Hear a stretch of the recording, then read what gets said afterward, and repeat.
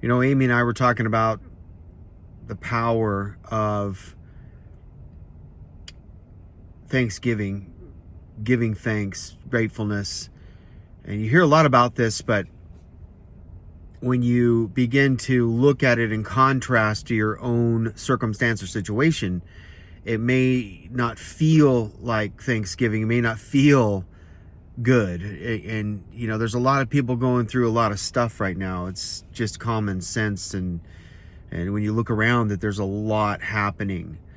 But I'd like to just suggest that there's another way to look at this, even in the midst of what you feel or what you think is failure, or you've made some kind of wrong turn that you believe is a wrong turn, or you're in a slump. And so I saw people just spiraling and they don't know how to get out of the spiral. You know, can I just say that I've come to realize in my own life that there is no such thing. It's all an illusion. It's our ego that makes us believe the real us, the real you looking through those eyeballs, makes you believe or tries to convince you really hard that you are stuck, that you're in a spiral and that nothing is going to change and that you can't have a good mindset or an attitude. And you're saying, well, wait a minute here. I am stuck and I am in a spiral and nothing seems to be moving and I feel like I'm going to be this way forever or stuck in this situation forever.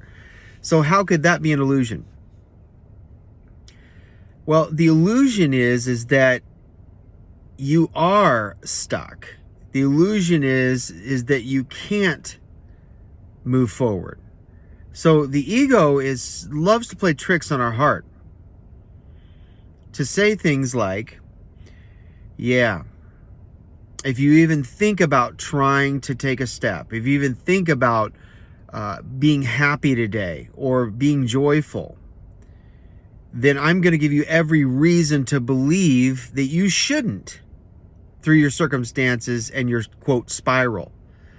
And so then you get caught in this loop, right? If you've been there, you feel that way. I've been there so many times, I can't even tell you.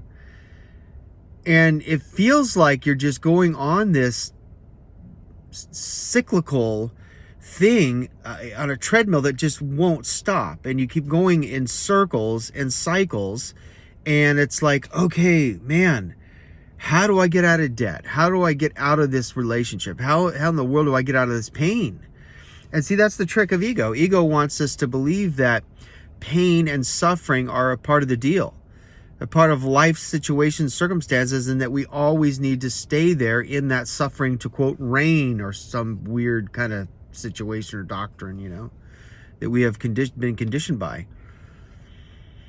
And in reality, we have every bit of power in our own free will to choose what we believe at any given moment and what our mindset will be. So if I can look out the window right now and see all of this beauty around me, then it's a reflection of the choices that I can make. I'm looking at two birds running across the pavement right now, and they're just seemingly happy picking up scraps off the ground that were freely provided, by the way. And I can choose to look at the beauty of the leaves, the beauty of the sky, the beauty of the birds, and begin to shift my energy to detach itself or unhinge itself from the egoic lies. And it only takes a moment. So I'm looking out the window at a few birds, and it makes me happy. I don't know about you. When you look at nature, anything in nature makes me happy. Now, I could give reasons, or the ego can lie to me and say, it's just birds. Who gives a rip? You're going through it. Who cares? You're spiraling in your finances or whatever, you know? Or you'll never get out of this cycle. You're always going to be in a place where you can't, quote, live your dream. So why focus on the birds? Why focus on the sun? Why focus on nature? Why focus on anything good about Thanksgiving or gratefulness? Why do it when I can sit here and partner with what I've been conditioned by and the lies that ego tells me constantly. By the way, it's not always darkness, dark energy, evil, devils that are speaking those lies. A lot of it has to do with what we've been conditioned to believe in our youth and every day forward. Some traumatic event, some difficult situation, and then we get stunted and stuck in this place, or feel like we're stuck when we're actually not, because your spirit is as big as the entire planetary system and bigger, but yet we're made so small in the eyes of ego, saying, no, that's not true. Your spirit is as small as I am. And so you can't get out of this. So we have a choice to make. And I'm telling you, every little decision, every little choice builds equity in the spirit to raise the frequency and the energetic levels to match what God always says is true about us, and will begin to unhinge and rise higher than the lower planes of the egoic lies. The egoic lies will keep us moving in this pity party status forever. You see it all around when you look at homeless and they replaying the conditioned responses that they heard when they were 2 and 3 years old. Like, you're stupid, you'll never add up to anything, you're always going to be a loser, or whatever it may be. Or they had some traumatic breakup and then boom, ego said, now it's time to spiral, go live under a bridge. And I know there's some people that choose homelessness and all that. I'm just kind of making a point here, is that this is how it works in our mind. We begin to listen inside with what we think is true according to circumstances and situations. Now, what you may see what you may be looking at is a reality. You may be in debt up to your eyeballs, but is your spirit in debt? Well, John, my ego and spirit are in the same shell called a body. So why wouldn't it be true? Well, I can tell you it's an illusion, because your spirit has no bounds. It's limitless. It's bigger than your body. And it's not confined to conditionary things. It's not confined to the egoic responses and challenges and dictates, the controlling narcissistic nature of ego that says, hey, you're confined to the same space I am.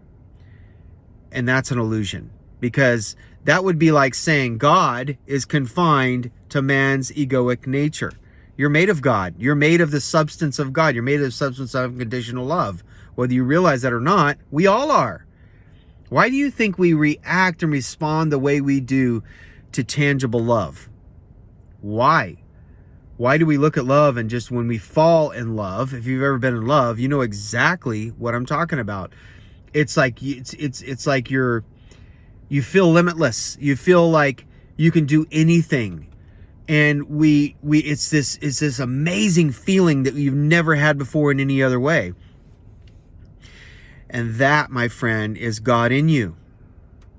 So it's not necessarily the other person that we fall in love with. What we've done is we've become aware of this amazing unconditional love for another human being. And then we begin to attach ourselves to that human being, say, you're mine. Say things like, you're mine, and if you go away, I'm going to lose my mind, kind of thing, right? But reality is we've been awakened to this amazing agape unconditional love, and then we begin to place it on others that we, quote, fall in love with. And that's the feeling of it, because we have no other relatability in the 3D world to experience that kind of amazing awakening in love. So we cast it and we project it on another human being, which is fine. You know, we fall in love with other human beings. However, when we begin to lay claim and lay hold of it like the ego wants us to do, and begin to shrink it down to our conditionary responses in the human level, that's when we get into trouble. So then once that person walks away, we're like, oh, my life is over. No, it's not. You just projected that love and made it captive according to your growth level and according to how strong the egoic reaction is, or the egoic mindset inside of you. So it's the same kind of principle when we're going through situations, circumstances that are beyond our control. Let them be. It's okay. It's okay to feel like I'm out of control. It's okay to feel like it's beyond my help, beyond my control. What we're after is to live a surrendered life completely in totality so that we don't experience the suffering of ego. So, something to chew on when it comes to shifting the focus to something good. It begins to raise that energetic level beyond ego's grasp. And then we begin to see clearly on what the next unfolding or next step may be. So thanks for listening. Paddles Up. Visit us on paddlesup.fun for more. And be thankful. Even in the smallest of ways, it will begin to change your life.